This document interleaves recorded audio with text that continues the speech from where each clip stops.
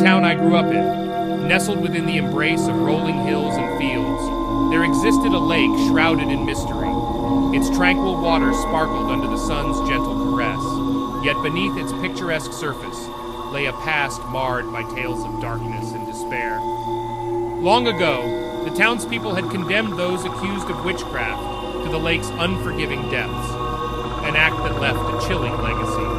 The very mention of the lake sent ripples of unease through the community, a testament to the lingering fear that clung to its shores. However, time had a way of blurring the lines between truth and superstition. While some still held fast to the tales, the younger generation regarded them as mere cautionary tales, recounted by adults who wove the chilling legends into bedtime stories to keep adventurous children away from the water's edge. In my youth, I was a curious and adventurous soul, a creature of boundless imagination. The lake, though a place of dread, held an irresistible allure that tugged at the corners of my thoughts. From a distance, I'd cast furtive glances toward its shimmering expanse, my mind awash with wonder and curiosity. However, my mother's cautionary words echoed in my ears, her stern warnings a reminder of the ominous history that cast a shadow over the lake's beauty. On a scorching summer day, the sun's relentless heat fueled my restless spirit. After a day of play in the nearby hills, the lake came into view, nestled among a thicket of trees. It was a sight both captivating and foreboding, its tranquil surface belying the tales of darkness that clung to its name. And then, an unexpected sight seized my attention.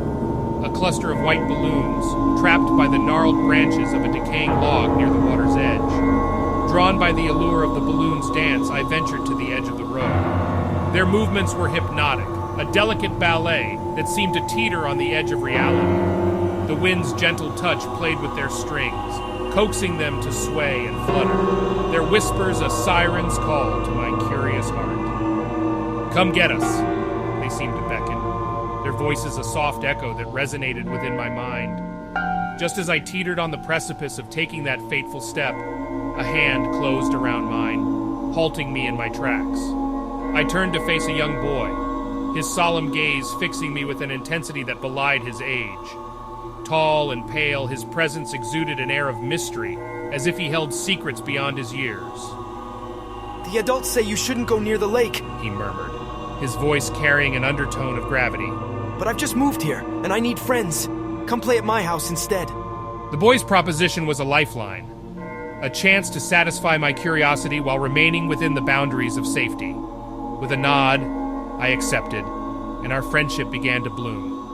Over the course of the following days, our bond deepened as we explored the town together, sharing laughter and stories that transcended the ordinary.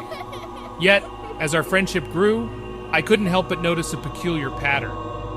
Unlike myself, the boy spent most of his time indoors, a stark contrast to the adventurous spirit that had led us together. It was a mystery that piqued my curiosity, though I never pressed for answers. One day, the boy's demeanor shifted, his eyes dancing with excitement as he suggested a new adventure. "Let's go play in my backyard treehouse. It's a surprise, though, so you have to close your eyes," he proposed. My surprise was palpable, as I had never heard him mention such a thing before. Nevertheless, I agreed, eager to uncover another layer of the enigma that was my friend. As I ventured forward, guided by his hand, my anticipation was electric, my heart racing in time with the rhythm of my footsteps.